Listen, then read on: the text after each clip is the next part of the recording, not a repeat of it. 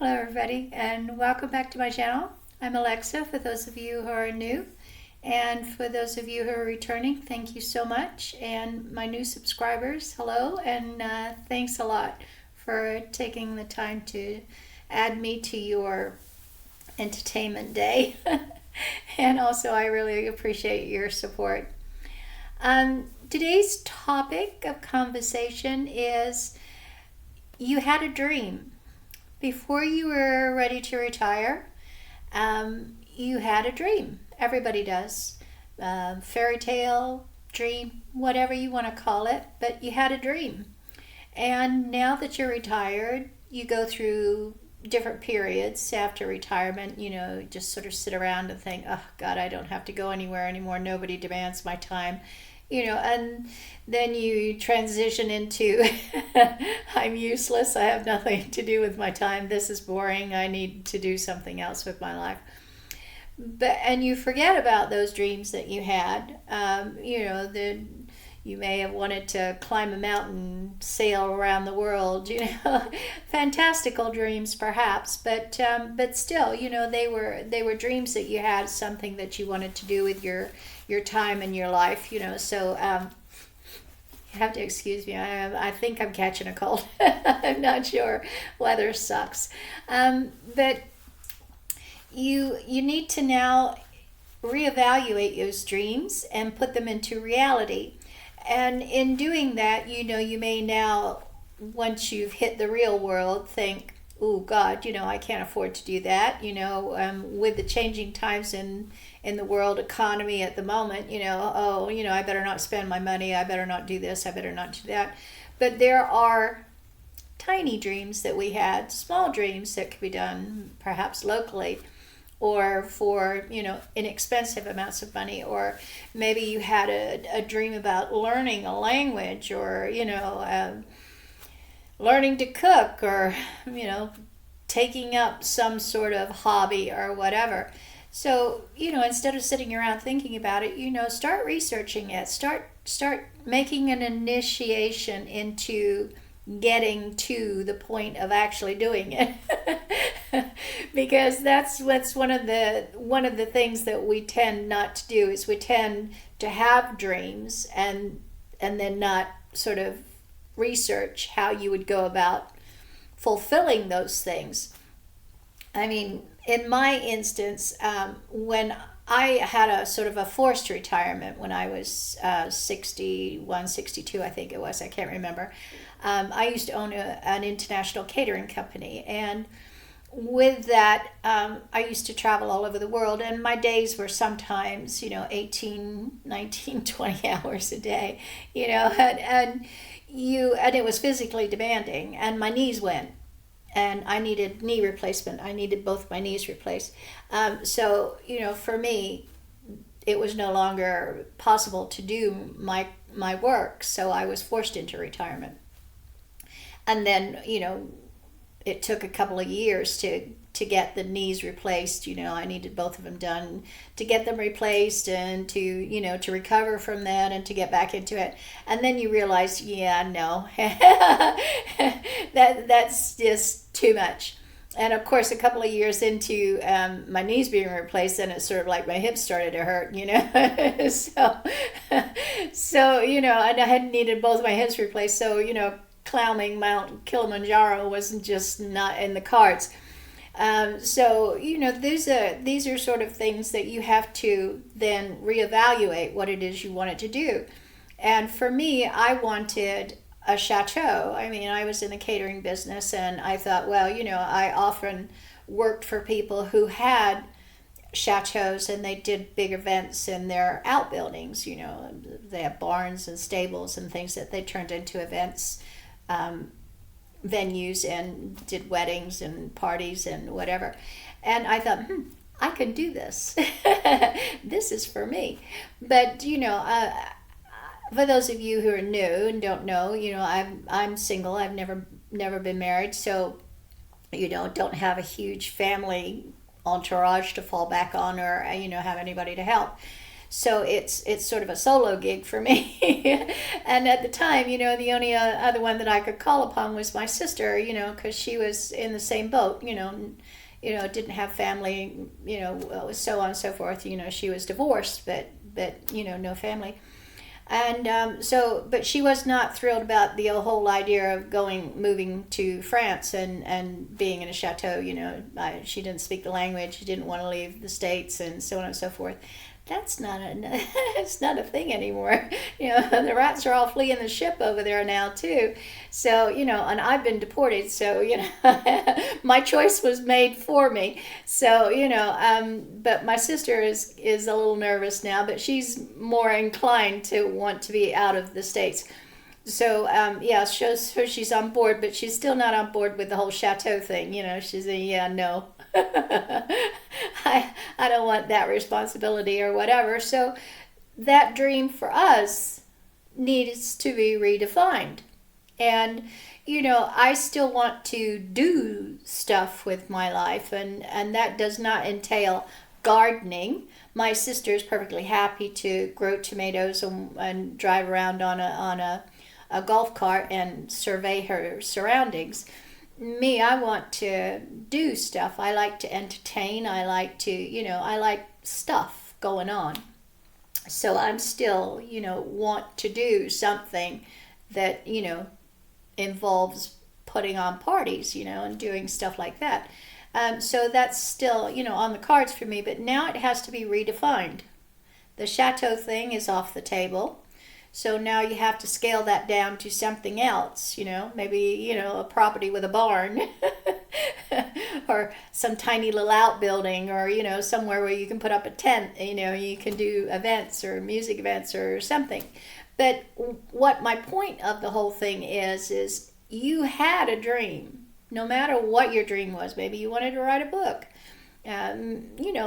Wanted to go off somewhere and teach people to speak English, or, to macrame, or what is that stuff called with the strings? I don't know. Macrame. Yeah, whatever. But if you wanted to teach somebody something, or you wanted to go somewhere and do something, or see something, or be something, start researching it. At least that, just the act of researching it will give you something to do, something to look forward to, something to get excited about, and not just sit there and look out the window and think, my life has come to an end. This is all there is. It's not going to get any better. But it is, because just because you are, 60, 70, or, whatever, I'm 75, but I still have an ambition. So you reinvent yourself, and you try to find something that fits your current situation, your abilities, your physical limitations. You can still do something. You can volunteer. A friend from the WI down the road. The WI, for those of you who don't know, is the Women's Institute, which is it's a club for old ladies to get together, cook something, and sit around, once a month and talk about everybody else. And we go to that. You swap recipes, you do stuff, and things like that. And we were talking about retirement and doing what we wanted to do and do something. And she said, "Oh, I've always dreamt of being part of an archaeological dig." Well, we live in an area where, there's been lots of finds, Viking finds, and lots of hoards, as they call them. And here recently, just a couple of weeks ago, there's a big construction thing going on around here, because we have a nuclear power plant next door that the French own, actually. And they're digging up roads, and I mean they're digging like huge furrows in the fields to put in a railway, to put in some highways, bypasses, all kinds of stuff. And a couple of weeks ago, they dug up an enormous burial ground, and it's it's a hoard, so they've found everything, and they put out an ad for hundreds of volunteers. They need huge amount of volunteers to come and do this. And the volunteers have different levels. You don't have to have a degree in archaeology to be on a dig. You could be the tea lady handing out sandwiches to people, or you can be a cataloger, or a runner or something. You can do any part of that, but you can still be a part of the dig. And I mentioned that to her and said, they found this over there, and you can go and you can volunteer, which she did. I saw her on the street the other day at the bakery, windy day at the bakery. And she said, yes, I'm there, and I'm cataloging the finds, so I actually get to touch it. I'm not digging it up, but I actually get to touch the things and catalog them and photograph them and things like that. So she's like a pig in mud, she's happy as the thing. Her dream has come true, and she gets to go home every night because she lives just down the road. So ideal situation. And but she had given up on her dream, and it was just by chance because she spoke to me and I happened to have read something about something. So you never know who's going to be the catalyst to help you get your dream fulfilled, but you have to make an effort to start. You have to tell people, ask people, or just use the internet and look it up. Google is your friend. And because back in our day, when we were young, you didn't have the internet, so you couldn't do that sort of thing. If you wanted to know something, you had to go to the library and you had to look it up and microfiche it or whatever. But nowadays you have a wealth of information at your fingertips. So just go on to the internet, and whatever it is you wanted to do, there's information out there, and there are organizations out there for no matter what it is. If you want to learn to scuba dive, you want to learn to windsurf, you can do these things even with physical limitations. I've seen, people, amputees, doing all sorts of things. So if you're even partially able-bodied, you can do it. You have the abilities to do something. So go and do it. And even if you can't physically do the thing that you want to do, you can go and you can experience it. You can be with people that are doing it and help out and experience it in that way, if that's all that you're physically capable of doing. But don't just sit at home and wait for it to come to you. It's not going to. This time is passing you by, and you're not going to get it back. You have to sort of reinvent your dream list, your dream bucket list or whatever, or just make some sort of effort to try and do the things that you dreamt of, not just let them pass off and fade into the sunset. At least give it a go. Give it the old college try, as they say. You had these dreams for a reason. You wanted something, and maybe you can still experience it. And like my friend with her archaeological dig, she never thought that she was going to get to do it. She's 82 years old. She thought that her time had definitely passed, and she was never going to go to Egypt or go somewhere where they had it, and here it was in her back garden. You don't know what's there. If you don't look for it, you're not going to ever find it or ever have an opportunity to try it. So, no matter how fanciful your ideas are or your dreams, you never know what's going to happen. So, give it a go. I have faith in you. I know you can do it, so look for it.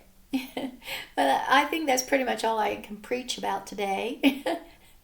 And so, tune in tomorrow and we'll find something else to go on about, and I will find you an answer. But please subscribe if you're not subscribed. If you have a question or you have a comment, please just tell me what you're thinking. If you don't like me, tell me you don't like me. I'm okay. I'm a big girl. I can take it. And so, just send me a comment or send me a question. But anything, and we'll pick this up again tomorrow and talk about something else new and interesting. Thanks. Bye for now.